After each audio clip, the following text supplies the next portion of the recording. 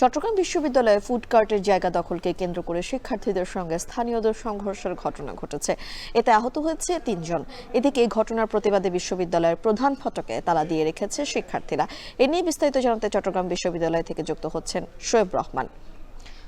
শোয়েব, সংঘর্ষের ঘটনার বিস্তারিত আমাদেরকে একটু জানাবেন এবং প্রধান ফটক তালা দিয়ে শিক্ষার্থীরা কি বলছেন? মিম,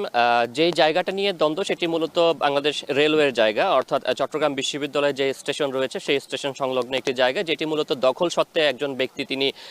দখলে রেখেছিলেন এবং তিনি কিছুদিন আগে কিছু শিক্ষার্থীর কাছে সেইটির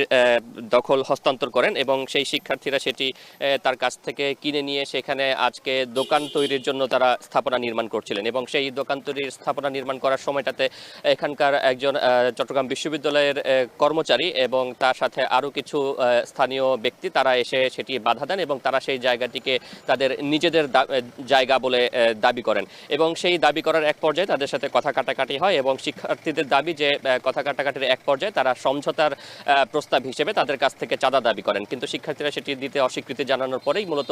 ধস্তাধস্তি হয় এবং এক পর্যায়ে আরও কিছু স্থানীয় যুক্ত হয়ে শিক্ষার্থীদের সাথে সেটি মারপিটের পর্যায়ে গড়িয়ে যায় এবং সেখানে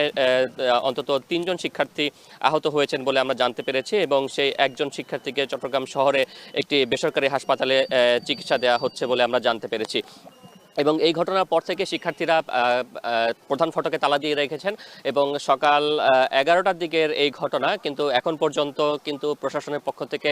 কেউ শিক্ষার্থীদের সাথে যোগাযোগ করেনি বলে তারা জানিয়েছেন এবং এই কারণে তারা এখন পর্যন্ত তালা খুলেননি এবং তারা বলছেন যে এই ঘটনার বিচার কিংবা যারা শিক্ষার্থীদের উপর হামলা করেছেন তাদের বিচার কিংবা তাদেরকে আটক না করা পর্যন্ত তারা এই